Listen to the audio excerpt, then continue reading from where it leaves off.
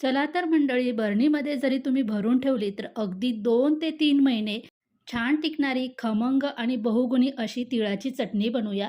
तर त्यासाठी इथे मी 1 वाटी सफेद तीळ घेतले आहे. हे गावरान तीळ आहे. आता हे तीळ आपल्याला पॅनमध्ये गॅसची फ्लेम स्लो ठेवून अगदी मस्त खमंग असे भाजून घ्यायचे आहे. तिळाचा चटचट आवाज आला की तीळ हे आपल्या एका प्लेटमध्ये काढून घ्यायचे.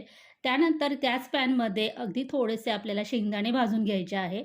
शेंगदाणे सुद्धा भाजून झाले की त्यामध्ये 1 चमचा जिरे, अर्धा वाटी सुकं खोबरं, काही लसणाच्या पाकळ्या आणि कढीपत्त्याची पाने सुद्धा आपल्याला छान अशी भाजून घ्यायची आहे. आता हे सगळं साहित्य छान असं थंड झाल्यावर मिक्सरच्या भांड्यामध्ये घालून यामध्ये चवीपुरतं मीठ आणि तिखट घालून मिक्सर चालू बंद करत आपण हे जाडसर वाटून घ्यायचं आहे. इथे मस्त अशी खमंग आणि बहुगुणी आपली तिळाची चटणी तयार झाली. ही चटणी तुम्ही काचेच्या बरणीमध्ये भरून ठेवली ते अगदी 2 ते 3 महिने छान अशी टिकते. नक्कीच ट्राय करा.